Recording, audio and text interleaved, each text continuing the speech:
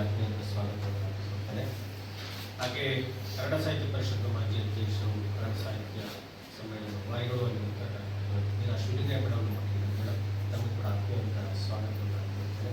ಹಾಗೆ ಪ್ರತಿಭಾಂಜಲಿ ಸುಗಮ ಸಂಗೀತ academy ಅಧ್ಯಕ್ಷರಾಗಿರ್ತಕ್ಕಂಥ David Pratibhanjali sir, ತಮಗೆ ಕೂಡ ಆತ್ಮೀಯ ಸ್ವಾಗತ. ಪ್ರಶಾಂತ್ ಖಜಾಂಚಿ ಸುಗಮ ಸಂಗೀತ ಪರಿಷತ್ ಅವರು ಖಜಾಂಚಿ ಸುಗಮ ಸಂಗೀತ ಪರಿಷತ್ ಅವರು ಕೂಡ ನಮ್ಮಲ್ಲಿದ್ದಾರೆ ಸರ್, ತಮಗೆ ಕೂಡ ಆತ್ಮೀಯವಾದ ಸ್ವಾಗತ ಮಾಡ್ತಾರೆ.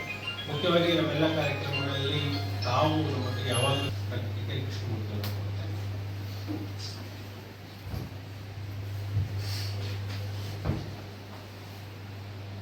ಎಲ್ರಿಗೂ ನಮಸ್ಕಾರ. ಪತ್ರಿಕಾಗೋಷ್ಠಿ ಎಚ್.ಎಸ್. ವೆಂಕಟೇಶ್ ಮೂರ್ತಿ ಅವರ ನೆನಪು ಕಾರ್ಯಕ್ರಮ ಅದು ಕುರಿತಾಗಿ ಅನ್ನೋದು ಒಂದು ನೆಪ ಇಟ್ಟುಕೊಂಡು ನಿಮಗೆಲ್ಲ ಒಂದು ಧನ್ಯವಾದ ಕೂಡ ಹೇಳಬೇಕು ನಾನು. ಯಾಕಂದ್ರೆ ಕೆ.ಎಸ್. ನರಸಿಂಹಸ್ವಾಮಿ ಟ್ರಸ್ಟ್ನ ಅಧ್ಯಕ್ಷನಾಗಿ ನಾನು ಅಧಿಕಾರ ವಹಿಸಿಕೊಂಡ ಮೇಲೆ ಅನೇಕ ಯೋಜನೆಗಳನ್ನು ನಾನು ನಿಮ್ಮ ಮುಂದೆ ಹೇಳಿದ್ದೆ. ಅನೇಕ ಯೋಜನೆಗಳನ್ನು ಹೇಳಿದಾಗ ನೀವೆಲ್ಲ ಕೂಡ ನನಗೆ ಎಲ್ಲ ರೀತಿಯ ಸಹಕಾರವನ್ನು ನೀಡಿದ್ರಿ. ಬಹುತೇಕ ಯೋಜನೆಗಳು ಕಾರ್ಯರೂಪಕ್ಕೆ ಬರುವಂತಹ ಹಂತದಲ್ಲಿದೆ. ಹಾಗಾಗಿ ಕೆ.ಎಸ್. ನರಸಿಂಹಸ್ವಾಮಿ ಟ್ರಸ್ಟ್ನ ಪರವಾಗಿ ತಮಗೆ ಧನ್ಯವಾದಗಳನ್ನು ಕೂಡ ಹೇಳ್ತಾ, ಎಚ್.ಎಸ್. ವೆಂಕಟೇಶ್ ಮೂರ್ತಿಯವರ ಕಾವ್ಯದ ಬಗ್ಗೆ, ನಾಟಕದ ಬಗ್ಗೆ, ಅವರ ಚಲನಚಿತ್ರದ ಬಗ್ಗೆ, ಅವರ ಭಾವಗೀತೆಗಳ ಬಗ್ಗೆ ಬಹುಶಃ ನಿಮ್ಮೆಲ್ಲರಿಗೂ ಕೂಡ ಆಳವಾಗಿ ಅದು ಗೊತ್ತಿರತಕ್ಕಂಥದ್ದ ವಿಚಾರ. ಅವರು ಪುದೀನ ಟ್ರಸ್ಟ್ನ ಅಧ್ಯಕ್ಷರಾಗಿ ಮಾಡಿದಂತ ಕೆಲಸವೇ ನಮಗೊಂಥರ ರೂಟ್ ಮ್ಯಾಪ್. ಅವ್ರು ಏನ್ ಕೆಲಸ ಮಾಡಿದ್ರು, ಎಚ್.ಎಸ್. ವೆಂಕಟೇಶ್ ಮೂರ್ತಿ ಪುದೀನ ಟ್ರಸ್ಟ್ ಅಧ್ಯಕ್ಷರಾಗಿ ಅನೇಕ ವರ್ಷಗಳ ಕಾಲ ಪುದೀನ ಟ್ರಸ್ಟ್ ನಲ್ಲಿ ಮೇಲ್ಕೋಟೆಯಲ್ಲಿ ಮಾಡಿಸ್ತಕ್ಕಂಥ ಕೆಲಸ ನಮ್ಗೊಂಥರ ದಾರಿದೀಪ ಆಗಿದೆ. ಹಾಗಾಗಿ ಅವರ ನೆನಪು ಮತ್ತು ಅವರ ಮಾರ್ಗದರ್ಶನ ಮತ್ತು ಕರ್ನಾಟಕ ಸುಗಮ ಸಂಗೀತ ಪರಿಷತ್ನ ಗೌರವಾಧ್ಯಕ್ಷರಾಗಿ ಕೂಡ ಅವರು ನಮಗೆ ಒಂಥರ ಹೆಡ್ ಮೇಸ್ಟರ್ ತರ ಕೆಲಸ ಮಾಡಿದ್ರು. ಎಲ್ಲ ಕಾರ್ಯಕ್ರಮದಲ್ಲೂ ಅವರು ನಾವೇನ್ ಕಾರ್ಯಕ್ರಮ ಮಾಡಬೇಕು ಅಂದ್ರೆ ಸಲಹಾ ಸಮಿತಿ ಅಧ್ಯಕ್ಷರಾಗಿ ಕೂಡ ಇದ್ರು.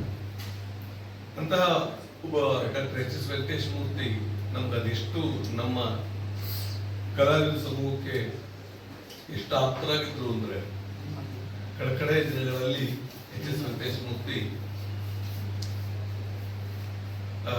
ತೀರಾ ಅನಾರೋಗ್ಯದಿಂದ ಅವರಿದ್ದಂಥ ಸಂದರ್ಭದಲ್ಲಿ ಅವ್ರ ಮಗನಿಗೆ ಹೇಳಿ, ನನಗೆ ಎಂ.ಡಿ. ಪಲ್ಲವಿಗೆ, ಅರ್ಚನಾ ಅವ್ರಿಗೆ, ಶ್ರೀನಿವಾಸ ಮುದ್ದು ಕೃಷ್ಣ, ಜೋಗಿ ಸುನೀತ, ಮಂಗಳ, ಸುಪ್ರಿಯ, ರಮೇಶ್ ಚಂದ್ರ, ಹೀಗೆ ನಮ್ಮ ಯಾರಿಗೂ ಒಬ್ಬೊಬ್ಬರಿಗೆ ಫೋನ್ ಮಾಡಿ ಬರಕ್ಕೆ ಹೇಳಿ.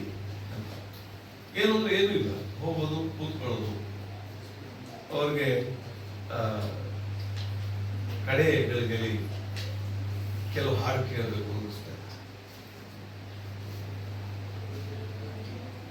ಒಂದೊಂದ್ಸರಿ ಸೌಭಾಗ್ಯ, ಒಂದೊಂದ್ಸರಿ ದುರದೃಷ್ಟ.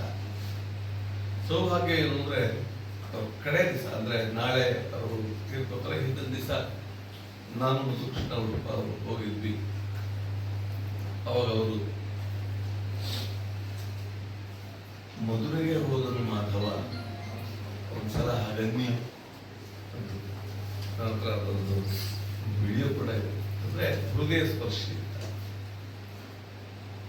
ನರಸಿಂಹಸ್ವಾಮಿ ಅವರು ತೀರ್ಕೊಂಡಾಗ ಕೂಡ ಹಾಗೆ ಆಗಿದೆ, ಅಶ್ವತ್ಥ ಅವರು ತೀರ್ಕೊಂಡಾಗ ಕೂಡ ಹಾಗೆ ಆಗಿದೆ.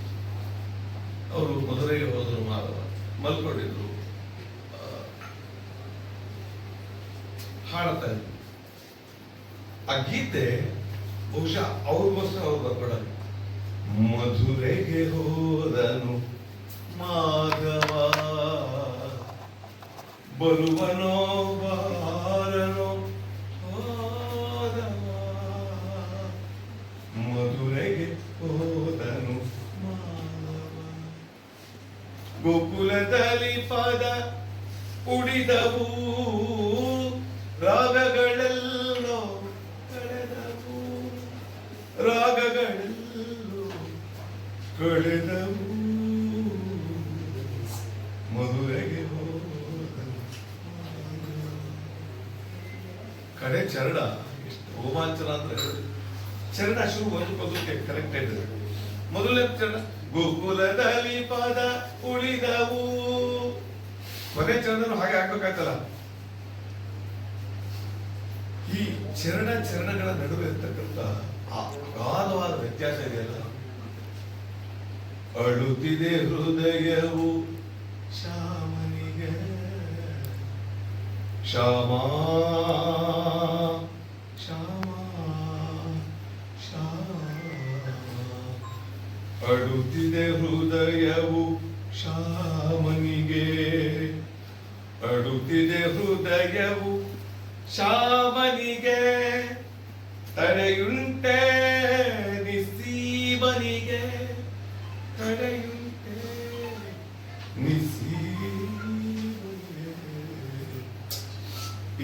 ಈ ಸಾಲ ಹಾಡುವಾಗ ಅವರು ಆ ಅಂತ ಹೇಳಿ ಅವರ ಕಣ್ಣಿಂದ ಈ ಕಡೆ ಒಂದು ನೀರು ಮುದ್ದು ಕೃಷ್ಣ ಎದ್ದು ಅವರು ಹುಷಾರಾಗ್ತೀರಿ ನೀವೇನು ಯೋಚನೆ ಮಾಡಬೇಡಿ. ಈ ಸನ್ನಿವೇಶ ಇದೆಯಲ್ಲ, ಯಶಸ್ವಿ ಅಲ್ಲೆಲ್ಲೂ ಇದ್ದಾರೆ, ಇನ್ನೆಲ್ಲೋ ಇದ್ದಾರೆ, ನಮ್ಮ ಒಳಗಡೆನೆ ಯಶಸ್ವಿ ಇರ್ತಾರೆ. ಇಂಥ ಒಂದು ನಮ್ಮ ಇಡೀ ನನ್ನ ಜೀವನ GSS ಇರ್ಬೋದು, ನಿಸಾರ್ ಅಹಮದ್ ಇರ್ಬೋದು, ಲಕ್ಷ್ಮೀನಾರಾಯಣ ಭಟ್ ಇರ್ಬೋದು, ನರಸಿಂಹಸ್ವಾಮಿ ಇರ್ಬೋದು, HS ವೆಂಕಟೇಶ್ ಮೂರ್ತಿ, ವ್ಯಾಸರಾವ್, ಲಕ್ಷ್ಮಣರಾವ್ ಇವರೆಲ್ಲ ನನ್ನ ಜೀವನದ ಅವಿಭಾಜ್ಯ ಅಂಗ ಆಗುವುದಿಲ್ಲ. ಹಾಗೆ ಅಂಥ ಒಬ್ಬ ಮಹಾನ್ ಕವಿ ಅವರ ಚಲನಚಿತ್ರ ಆಗುವಾಗ, ಚಲನಚಿತ್ರದ ಪೂರ್ವಭಾವಿ ಚರ್ಚೆ ಆಗುವಾಗ ಅವ್ರು ಕರೀತಾರೆ, ಹೀಗೆ ಮಾಡಿದ್ರೆ ಹೇಗೆ, ಹೀಗೆ ಮಾಡಿದ್ರೆ ಹೇಗೆ, ಹೀಗಿದೆ ಹೀಗಿದ್ರೆ ಹೇಗೆ. ಆಮೇಲೆ ಅವರ ಚಲನಚಿತ್ರ ಆದಾಗ ಇಲ್ಲ ನೀವೆಲ್ಲ ಬರ್ಬೇಕು. ಎಷ್ಟು ಅಂತ ಅಂದ್ರದು ಎಲ್ಲ ಪತ್ರಕರ್ತರು, ಎಲ್ಲ ಗಾಯಕ ಗಾಯಕಿಯರು, ಎಲ್ಲ ಸಾಹಿತಿಗಳಿಗೋಸ್ಕರನೇ ಒಂದು ಸ್ಪೆಷಲ್ ಶೋ ಮಾಡಿ ಎಲ್ಲರನ್ನು ಕೂರಿಸಿ ಮಗು ತರ ಯಶಸ್ವಿ ಕೇಳ್ತಾರೆ, ಚೆನ್ನಾಗಿದೆಯಾ ಚಿತ್ರ, ಚೆನ್ನಾಗಿ ಬಂದಿದೆಯಾ. HS ವೆಂಕಟೇಶ್ ಮೂರ್ತಿ ಒಬ್ಬ ನಟನಾಗಿ ಚಿತ್ರದಲ್ಲಿ ಗುರುತಿಸ್ಕೊತಾರೆ, ನಿರ್ದೇಶಕರಾಗಿ ಗುರುತಿಸ್ಕೊತಾರೆ, ರೈಟರ್ ಆಗಿ ಗುರುತಿಸ್ಕೊತಾರೆ, ನಿರ್ಮಾಪಕರಾಗ್ತಾರೆ. ಅಂದ್ರೆ ಸಾಹಿತ್ಯದ ಎಲ್ಲ ಮಜಲನ್ನ ನಾನು ತಲುಪಬೇಕು ಅನ್ನುವ ಆಸೆ ಇತ್ತಲ್ಲ, ಅದನ್ನ ಅವ್ರ ಶಿಷ್ಯರ ಮುಖಾಂತರ ಚಿತ್ರನೂ ಕೂಡ ಮಾಡ್ತಾರೆ. ಅಂತ ಒಬ್ಬ ಮಹಾನ್ ಕವಿಗೆ, ದಾರ್ಶನಿಕ ಕವಿ, ಸಂತ ಕವಿ, ಅವ್ರನ್ನ ನೀವೇನ್ ಬೇಕಾದ್ರೂ ಅವರ ಕವಿ, ಏನು ಕರೆದು HS ವೆಂಕಟೇಶ್ ಮೂರ್ತಿಗೆ ಕಡಿಮೆ. ಅಂಥ ಒಂದು ದಿವ್ಯ ಚೇತನಕ್ಕೆ ನಾವು ನೀವೆಲ್ಲ ಸೇರಿ ಒಂದು ಗೌರವವನ್ನು ಸೂಚಿಸುವಂತ ದಿನ. ಜೊತೆಗೆ ನೋಡಿ, ಕಾಕತಾಳೀಯ ಅವತ್ತವರ ಜನ್ಮದಿನ ನಾವು 23 ಏನ್ ಮಾಡ್ತಾ ಇದೀವಿ, ಸೋಮವಾರ ಆದ್ರೂ ಯಾಕೆ ಮಾಡ್ತಾ ಇದೀವಿ ಅಂದ್ರೆ ಅವತ್ತವರ ಜನ್ಮದಿನ ಕೂಡ. ಹಾಗಾಗಿ ಎಲ್ಲರನ್ನ ಎಲ್ಲ ಪ್ರಕಾರದ ಕನ್ನಡ ಸಾಹಿತ್ಯ ಪರಿಷತ್ತು, ಸುಗಮ ಪ್ರತಿಭಾಂಜಲಿ ಸುಗಮ ಸಂಗೀತ, ಕರ್ನಾಟಕ ಸುಗಮ ಸಂಗೀತ ಪರಿಷತ್ತು, ಜಿಲ್ಲಾಡಳಿತ ಎಲ್ಲರೂ ಸೇರಿ ನಾವೆಲ್ಲರೂ ಅವರಿಗೆ ಗೌರವ ಸೂಚಿಸುವಂತ ಕೆಲಸ. ಅವತ್ತು ಜಿಲ್ಲಾಧಿಕಾರಿಗಳಾದಂಥ ಡಾಕ್ಟರ್ ಕುಮಾರ್ ಅವರು, CEO ನಂದಿನಿ ಅವರು, SP ಮಲ್ಲಿಕಾರ್ಜುನ್ ಬಾದಂಡಿ ಅವರು, ನಮ್ಮ ಪೂತಿನ ಕೃಷ್ಣ ಅಧ್ಯಕ್ಷರಾದ ಕೃಷ್ಣೇಗೌಡರು, ಖ್ಯಾತ ಕವಿ ಲಕ್ಷ್ಮಣರಾವ್, ಡಾಕ್ಟರ್ C ಸೋಮಶೇಖರ್ ಗಡಿ ಅಭಿವೃದ್ಧಿ ಪ್ರಾಧಿಕಾರದ ಅಧ್ಯಕ್ಷರಾಗಿದ್ದವರು, ಹಿರಿಯ IAS ಅಧಿಕಾರಿ ನಾಗೇಂದ್ರ ಕುಮಾರ್ ಅವರು, ಚಲನಚಿತ್ರ ಸಾಹಿತಿ ದುಂಡಿರಾಜ್ ಕವಿರು ಅವರಿಗೆ ತುಂಬಾ ಪರಮಾಪ್ತರು, ನಾಗರಾಜ್ ಬೈರಿ ಸುಗಮ ಸಂಗೀತ ಪರಿಷತ್ ಮೈಸೂರು ಘಟಕ, ಇಲ್ಲಿಯ ಸಾಂಸ್ಕೃತಿಕ ರಾಯಭಾರಿ, ಮೊನ್ನೆ ತಾನೇ ಡಾಕ್ಟರೇಟ್ ಪಡೆದಂತ, ಗೌರವ ಡಾಕ್ಟರೇಟ್ ಪಡೆದಂತ ನಮ್ಮ ಡಾಕ್ಟರ್ ಜಯಪ್ರಕಾಶ್ ಗೌಡರು, ನಿರಾಶಲಿಂಗಯ್ಯ ಅವರು, ನವೀನ್ ಕುಮಾರ್ ಅವರು, ಹನುಮಂತು, ನಮ್ಮ ಮಲ್ಟಿಪಲ್ ಕೌನ್ಸಿಲ್ ಮಲ್ಲಿಕಾರ್ಜುನ ಸ್ವಾಮಿ, ಜತಿನ್ ನಿರ್ದೇಶಕರು, ನಮ್ಮ ಕನ್ನಡ ಸಂಸ್ಕೃತಿ ಇಲಾಖೆ ಮೈಸೂರು, ಪ್ರದೀಪ್ ಕುಮಾರ್ ಹೆಗ್ರಿ, GV ನಾಗರಾಜ್, ನಿರ್ಮಲಾ ಅವರು, ಅಮಿತ್ ಪ್ರಭು, ತೈಲೂರು ವೆಂಕಟಕೃಷ್ಣ ಅವರು, ಶಿವಪ್ರಕಾಶ್ ಅವರು, ಹೀಗೆ ಇಲ್ಲಿಯ ಸ್ಥಳೀಯ ಅನೇಕ ಕವಿಗಳು, ಗಾಯಕರು, ಸಾಹಿತಿಗಳು. ಜೊತೆಗೆ ಗೀತನವನದಲ್ಲಿ ನನ್ನ ಜೊತೆ ನಗರ ಶ್ರೀನಿವಾಸ್ ಅವರು, ಅಬ್ಗೆರೆ ತಿಮರಾಜ್ ಅವರು, ಪ್ರತಿಭಾಂಜಲಿ ಡೇವಿಡ್ ಅವರು, ಪ್ರವೀಣ್ ಅವರು, ಧನಂಜಯ, ಮಂಡ್ಯದ ಶ್ರೀಧರ್, ಖ್ಯಾತ ಗಾಯಕಿಯರಾದ ಮಂಗಳಾ ರವಿ, ಜೋಗಿ ಸುನೀತಾ, ವರ್ಷಾ ಮುಗಾರ್, ಅಮೂಲ್ಯ, ಇವರೆಲ್ಲ ಕೂಡ ಅವತ್ತು ಗೀತ ಗಾಯನದ ಗೌರವ ಸಲ್ಲಿಸ್ತಾ ಇದ್ದಾರೆ. ಅನೇಕ ಖ್ಯಾತ ಕಲಾವಿದರು ಕೂಡ ಇದರಲ್ಲಿ ಭಾಗವಹಿಸ್ತಾ ಇದ್ದಾರೆ. ಇವರು ಏನು ನಮ್ಮ HSB ಅವರ ಗೀತೆಗಳಿಗೆ ನೃತ್ಯ ಕೂಡ ಅವತ್ತು ಇರುತ್ತೆ. ವಿದುಷಿ ಶೈಲಜಾ ಅವರು ಅವರ ತಂಡದ ಜೊತೆ ಇಲ್ಲಿ ಗೀತ ನೃತ್ಯ ಅವರ ಗೀತೆಗಳಿಗೆ ನೃತ್ಯ ಪ್ರದರ್ಶನ ಕೂಡ ಮಾಡ್ತಾರೆ. ಪುಷ್ಪ ನಮನ, ನುಡಿ ನಮನ, ಗೀತ ಗಾಯನ ಮತ್ತು ನೃತ್ಯ ನಮನ ಇದಿಷ್ಟು ಕಾರ್ಯಕ್ರಮಗಳನ್ನ ಅವತ್ತು ಹಮ್ಮಿಕೊತಾ ಇದ್ದೀವಿ. 5:30ರಿಂದ 8:30 ತನಕ ಆ ಕಾರ್ಯಕ್ರಮ ನಡೆಯುತ್ತೆ. ಕಾರ್ಯಕ್ರಮಕ್ಕೆ ತಾವು ಇದು ಒಂದು ಕಾರ್ಯಕ್ರಮ ಎಲ್ರಿಗೂ ನಮಸ್ಕಾರ. ಕೆ.ವಿ. ಕೃಷ್ಣಮೂರ್ತಿರವರು ಎಲ್ಲವನ್ನೂ ಕೂಡ ನಮಗೆ ತಿಳಿಸಿದ್ದಾರೆ. Doctor H.S. ವೆಂಕಟೇಶ್ ಮೂರ್ತಿ ರವರಿಗೆ ಪುಷ್ಪ ನಮನ ಸಲ್ಲಿಸೋದು, ನುಡಿ ನಮನ ಸಲ್ಲಿಸೋದು ನಮ್ಮ ಮಂಡ್ಯ ಜನತೆಯ ಒಂದು ಕರ್ತವ್ಯ ಆಗಿದೆ. ಯಾಕೆಂದರೆ ಡಾಕ್ಟರ್ ಪೂತಿನ ಟ್ರಸ್ಟ್ ನಮ್ಮ ಮಂಡ್ಯದ ಕವಿಗಳಾದ ಡಾಕ್ಟರ್ ಪೂತಿನರವರ ಒಂದು ಟ್ರಸ್ಟನ್ನು ವಹಿಸಿಕೊಂಡು ಅದರಲ್ಲಿ ಅವ್ರು ಹೇಳಿದಾಗೆ ಒಂದು ಎಲ್ರಿಗೂ ಒಂದು ಮಾರ್ಗದರ್ಶನವನ್ನು ಮಾಡಿಕೊಟ್ಟಿದ್ದಾರೆ. ಜೊತೆಗೆ ನನಗೂ ಕೂಡ ನಾನು 2 ವೇದಿಕೆಗಳನ್ನ ಅವ್ರ ಜೊತೆ ಹಂಚಿಕೊಂಡಿದ್ದೆ. ಆಲಂಬಿಯವರಿದ್ದಾಗ ಒಂದು ಕವಿಗೋಷ್ಠಿಯಲ್ಲಿ ಅವ್ರ ಜೊತೆ ಇದ್ದೆ ನಾನು. ಅವಾಗ ಅವರು ಒಂದು ಮಾತು ಹೇಳಿದ್ರು, ಈಗ ಕೇರು ಹೇಳಿದ್ದೆ, ಅದರಲ್ಲಿ ಆ ಹಾಡಿನಲ್ಲೇ ಇದೆ ಅದು.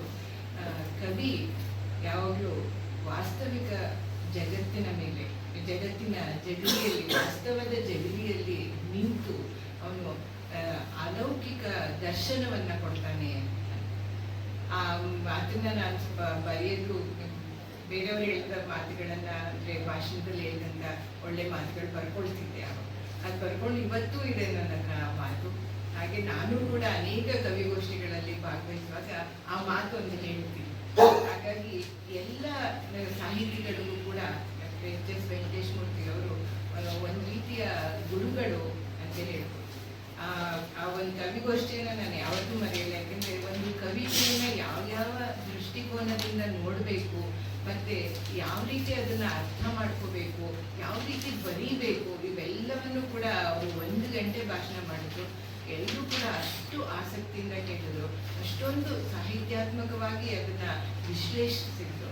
ಸೊ ಹಾಗಾಗಿ ನಮ್ಗೆಲ್ರಿಗೂ ಕೂಡ ಅವರು ಸಾಹಿತ್ಯದ ಗುರುಗಳು. ಹಾಗಾಗಿ ನಂದೀಶ್ ಅವರು ಇದೊಂದು ನುಡಿ ನಮನ ಸಲ್ಲಿಸ್ಬೇಕು ಅಂತಿದ್ದೀನಿ ತಕ್ಷಣ ಸರ್ ನಾನು ತಿಳ್ಕೊಳ್ತೀನಿ ಸರ್. ಯಾಕೆಂತಂದ್ರೆ ಸಾಹಿತಿಗಳು ಕೂಡ ಅವರಿಗೆ ತುಂಬಾ ಗೌರವ ಕೊಡಬೇಕು, ಮತ್ತೆ ಅವರಿಗೆ ಕೃತಜ್ಞತೆ ಸಲ್ಲಿಸಬೇಕಾಗಿದ್ದು ನಮ್ಮ ಧರ್ಮ ಅಂತ ಅನ್ನಿಸ್ತು.